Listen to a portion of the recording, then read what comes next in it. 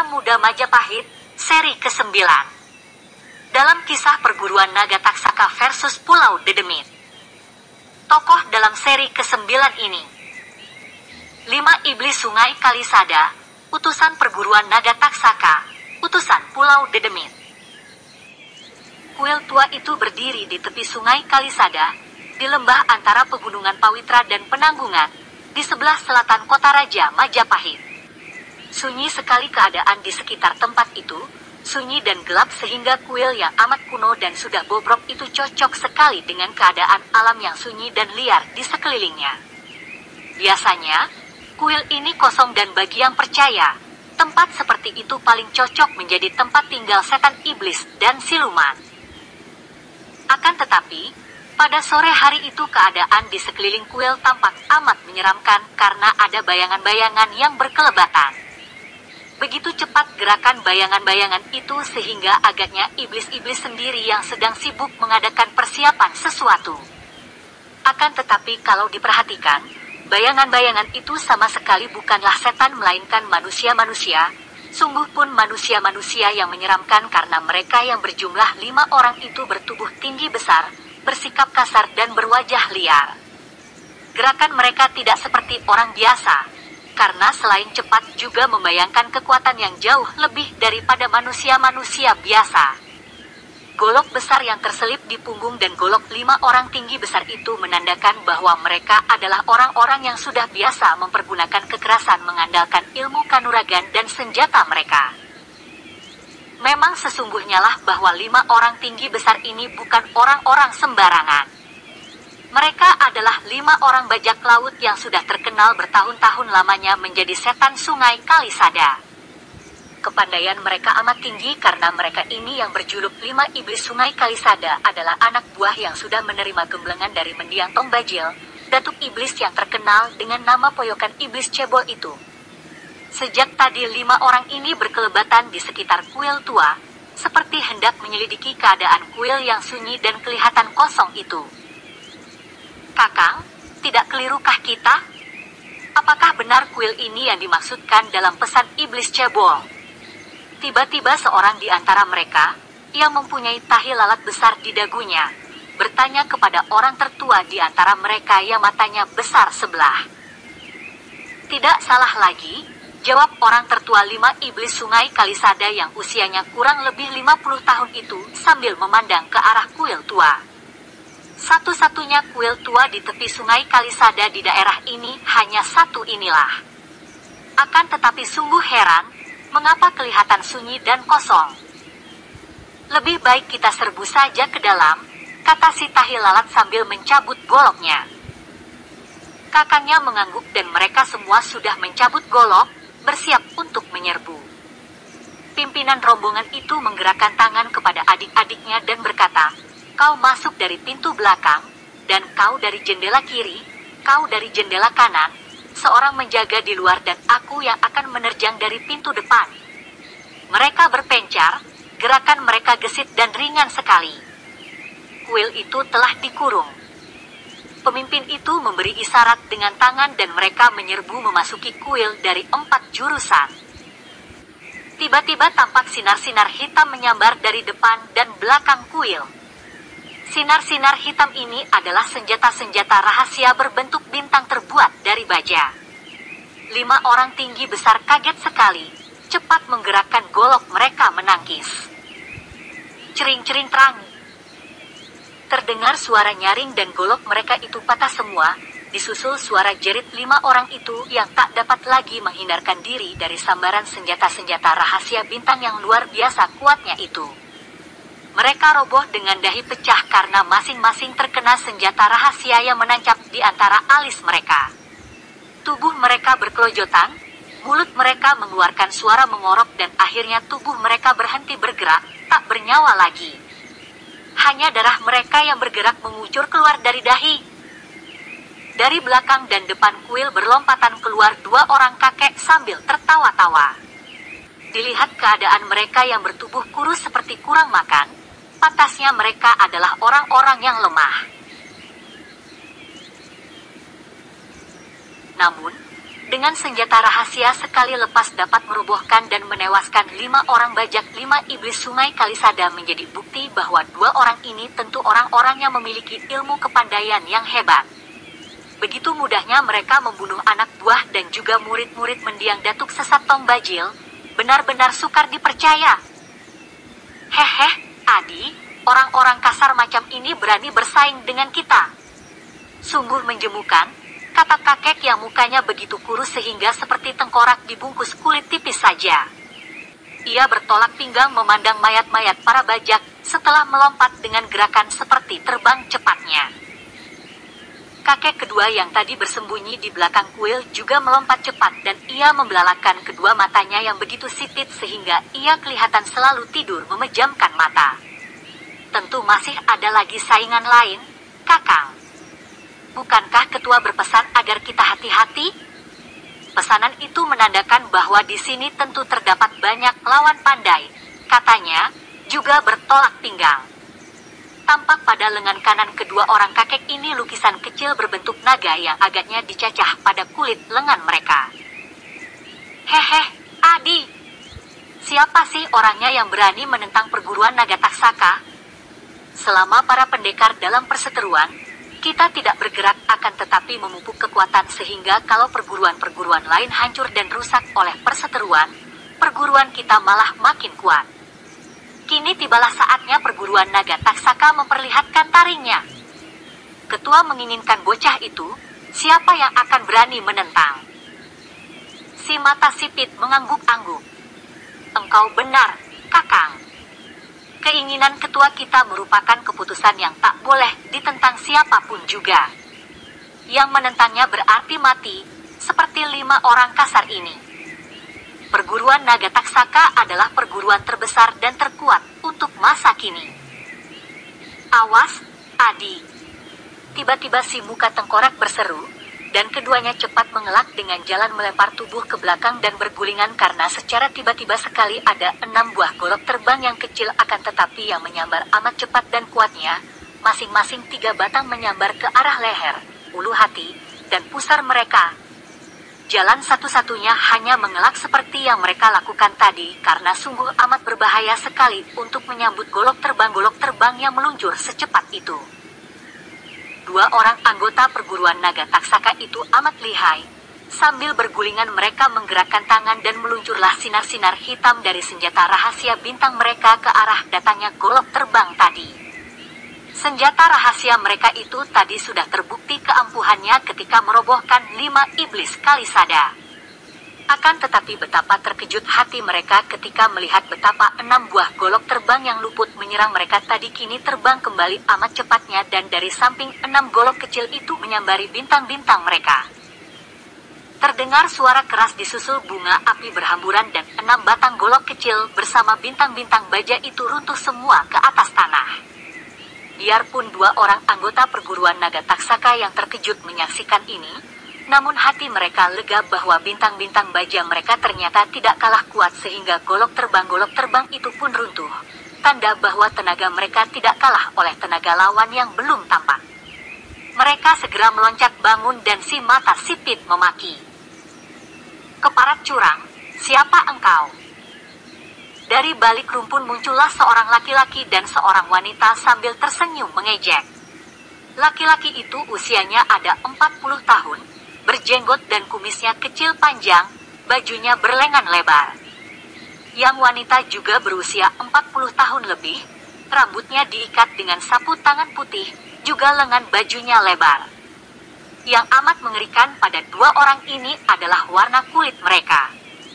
Yang wanita kulitnya, dari mukanya sampai kulit lengannya berwarna jambon kemerahan, sedangkan yang laki-laki kulitnya berwarna ungu kebiruan. Sungguh sukar mencari orang berkulit dengan warna seperti itu, seolah-olah kulit tubuh mereka itu dicat.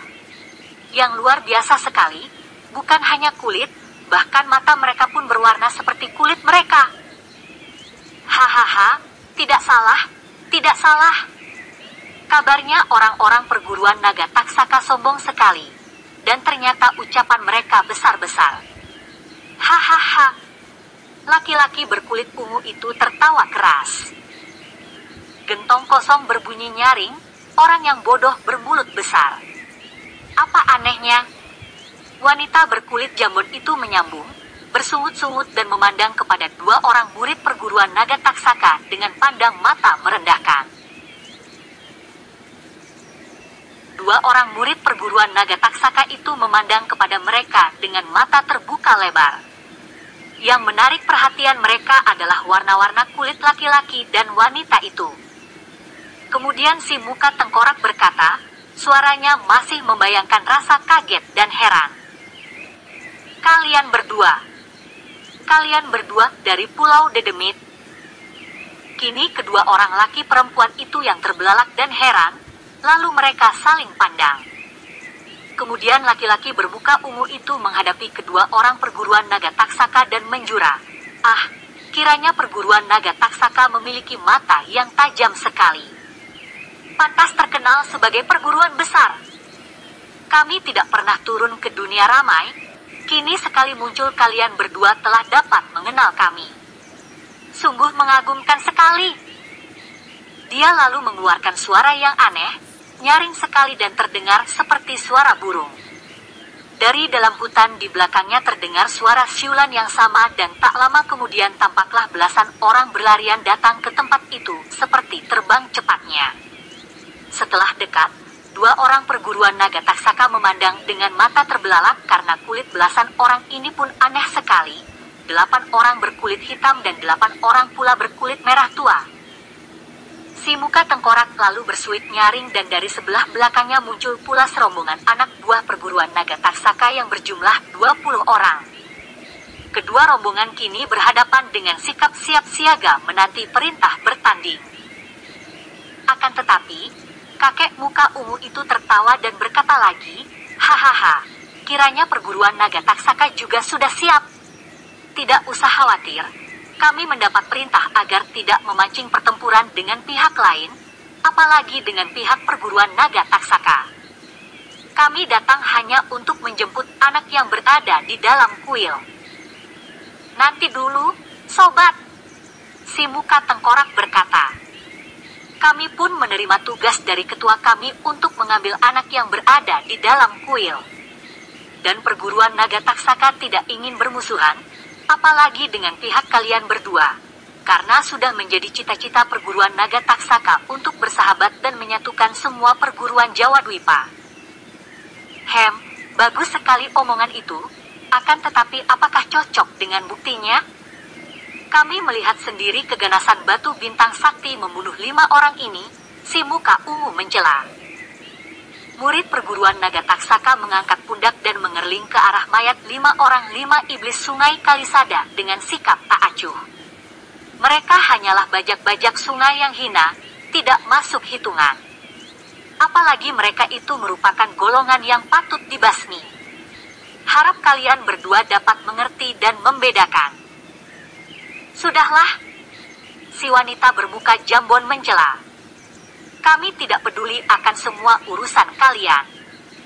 Kami datang hendak mengambil anak itu.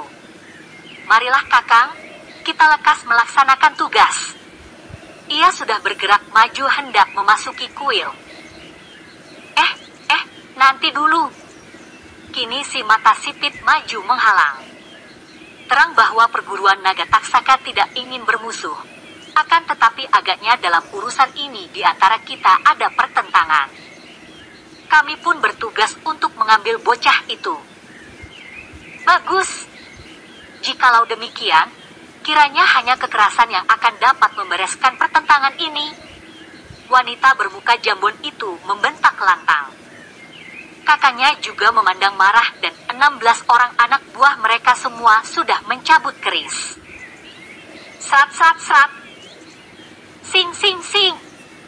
20 orang anak buah perguruan naga taksaka juga sudah mencabut keris dan golok. 2 orang murid perguruan naga taksaka itu kelihatan bingung, lalu mengangkat tangan memberi isyarat kepada pasukan mereka untuk mundur. Kemudian si muka tengkorak menjura dan berkata kepada 2 orang aneh yang mereka anggap tokoh-tokoh dari Pulau Dedemit itu, "Harap kalian berdua menghindarkan pertempuran yang tidak perlu. Memang kita semua sebagai utusan-utusan harus melaksanakan tugas kita, dan kita masing-masing 2 orang merupakan penanggung jawab yang tidak perlu menarik anak buah dalam pertempuran. Maksudmu bagaimana? Tanya wanita bermuka jambon menantang. Kita mewakili perguruan-perguruan besar dan sekarang perselisihan ini dapat dibereskan secara satria. Maksudmu sebagai satria mengadu ilmu, tantang si wanita. Begitulah.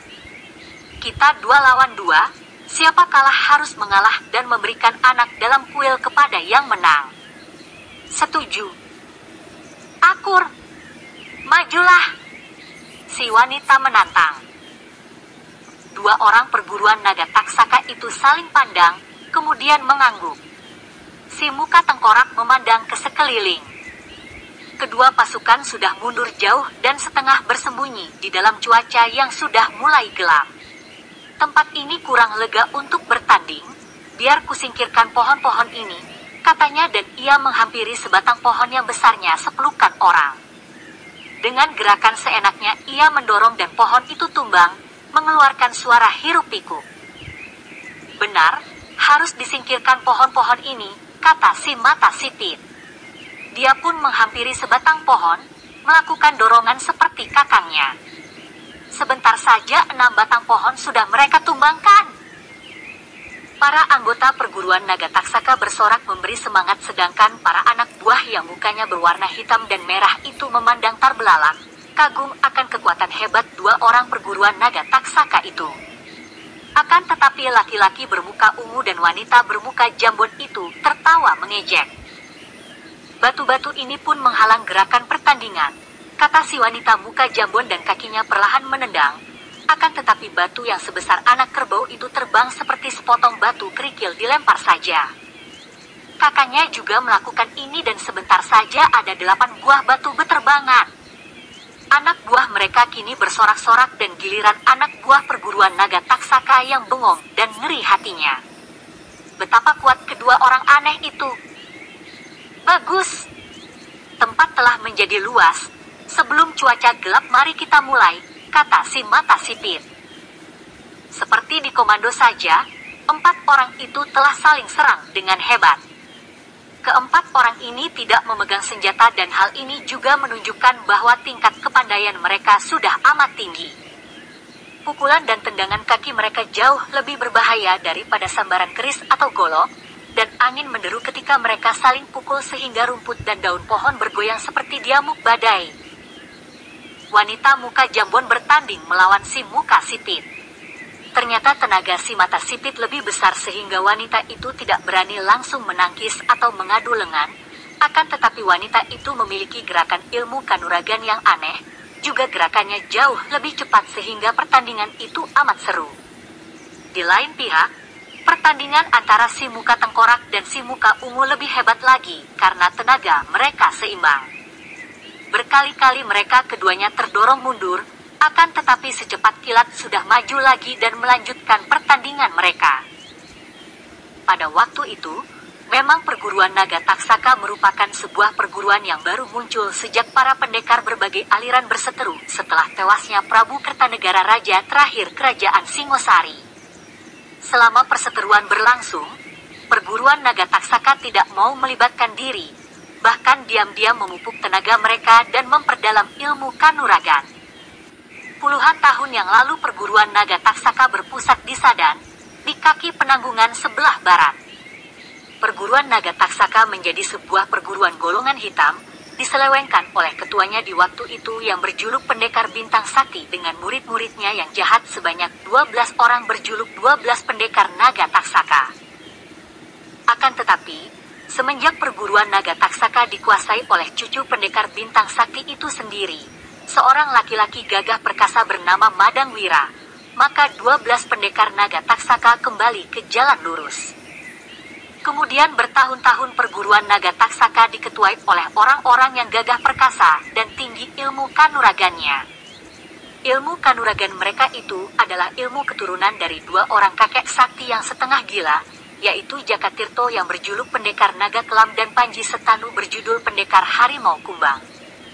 Makin lama ketua-ketua mereka yang merupakan murid-murid Madang Wira, memperdalam ilmu kesaktian dari kedua orang kakek sakti itu sehingga kini para pimpinan perguruan naga taksaka merupakan orang-orang yang berilmu tinggi sekali. Dua orang ini saja hanya merupakan tokoh tingkat 5, namun ilmu kepandaian mereka sudah hebat sekali. Adapun dua orang tokoh Pulau Dedemit itu lebih hebat lagi. Tingkat mereka masih amat rendah di kalangan penghuni Pulau Dedemit yang merupakan keluarga besar orang-orang aneh. Warna-warna pada muka mereka menandakan bahwa tingkat mereka masih rendah, namun toh mereka sudah dapat mengimbangi ilmu dari kedua orang tokoh perguruan naga taksaka tingkat 5. Anak buah Pulau Dedemit semua kulitnya berwarna hitam atau merah. Warna hitam merupakan tingkat paling rendah, lalu disusul merah sebagai tingkat lebih tinggi. Kemudian biru, ungu, hijau, dan jambon. Makin terang warna itu, makin tinggilah tingkat kepandaiannya. Namun pada masa itu, Pulau Dedemit merupakan kabar angin karena sudah ratusan tahun tidak pernah muncul. Nama Pulau Dedemit disejajarkan dalam rahasia dan keanehannya dengan pendekar naga bersisik emas, bahkan lebih tua lagi. Dua orang tokoh perguruan naga taksaka itu pun hanya mendengar dongeng dari ketua mereka tentang warna-warna aneh kulit para penghuni Pulau Dedemit, maka tadi mereka dapat menduga tepat. Pertandingan masih terus berlangsung dengan hebatnya. Pada saat-saat yang amat berbahaya bagi nyawa mereka itu, tak seorang pun di antara mereka ingat akan anak yang mereka jadikan rebutan dan yang menjadi bahan pertandingan-pertandingan itu, bahkan yang menyebabkan kematian 5 iblis Kalisada. Siapakah anak itu? Bocah itu adalah seorang anak laki-laki yang berwajah tampan, bermuka bulat dengan kulit putih bersih, sepasang matanya lebar bening penuh keberanian, berusia kurang lebih 5 tahun. Sudah lebih dari 3 bulan anak itu hidup seorang diri di dalam kuil tua. Benar amat mentakjubkan keberanian anak ini. Tadinya dia tinggal bersama ibunya di kuil ini, akan tetapi semenjak ibunya pergi meninggalkannya beberapa bulan yang lalu, dia hidup seorang diri di tempat sunyi ini. Namun dia tidak pernah menangis, tidak pernah mengeluh, mencari makan seadanya, bahkan kadang-kadang kalau dia tidak bisa mendapatkan buah-buahan atau tidak dapat menangkap binatang, ia hanya makan daun-daun muda ditambah air gunung. Akan tetapi kalau ada binatang kelinci lewat, tentu binatang itu dapat ia bunuh dengan sambitan batu karena anak ini pandai menyambit dan tenaganya mengagumkan. Tidaklah aneh kalau diketahui bahwa semenjak kecil ia digembleng oleh ibunya yang sakti. Ibunya merupakan seorang murid pergurauan awan yang berhasil mencuri ilmu-ilmu aneh dari pergurauan awan, lalu mempelajari ilmu-ilmu aneh ini secara mengawur sehingga mempengaruhi jiwanya, membuatnya setengah gila. Kegilaannya ini bukan semata karena dia keliru mempelajari ilmu-ilmu rahasia dari pergurauan awan, melainkan terutama sekali karena tekanan jiwanya ketika dia dahulu dicemarkan oleh mendiang datuk sesat Gajah Panjang. Nama wanita ini adalah Dewi Anantari, dahulu merupakan seorang di antara 3 pendekar awan, tokoh-tokoh pergurauan awan dan dia berjuluk pendekar keris awan, keris miliknya berwarna putih susu. Dewi Anantari yang meninggalkan putranya di kuil tua itu pergi mencari Gajah Panjer dan tidak berhasil membalas dendam, dia tewas oleh musuh besar yang memperkosanya itu. Demikianlah, anak kecil berusia 5 tahun itu kini berada di dalam kuil, dan semenjak tadi dia mengintai dari dalam kuil menyaksikan semua peristiwa yang terjadi di luar kuil. Dia melihat kematian 5 iblis sungai Kalisada yang mengerikan, kemudian menyaksikan pertandingan antara 2 orang tokoh perguruan naga taksaka melawan 2 orang tokoh Pulau Dedemit. Anak ini amat cerdik, dari percakapan itu tahulah dia bahwa semua orang di luar itu memperebutkan dia. Akan tetapi dia tidak tahu mengapa dan juga di dalam hatinya dia tidak berpihak kepada siapa-siapa, hanya ingin melihat siapa di antara mereka yang paling lihai. Ibunya juga seorang berilmu tinggi, maka karena sejak kecil dikenalkan dengan ilmu kanuragan, kini sepasang matanya yang bening dan tajam itu menonton pertandingan dengan hati amat tertarik. Cuaca menjadi semakin gelap dengan datangnya malam, akan tetapi pertandingan antara 2 orang jagoan itu masih berlangsung seru. Masing-masing telah terkena pukulan 2-3 kali dari lawan, akan tetapi mereka belum ada yang roboh dan masih bertanding terus, biarpun napas mereka mulai terengah dan uap putih mengepul dari kepala mereka. Nah, sekian dulu ya. Nantikan kelanjutannya di channel ini. Semoga bermanfaat dan terhibur. Sebelum dan sesudahnya, saya ucapkan terima kasih atas kunjungannya, dukungan, kontribusi, komen, share, like, subscribe, lonceng dan waktunya ya.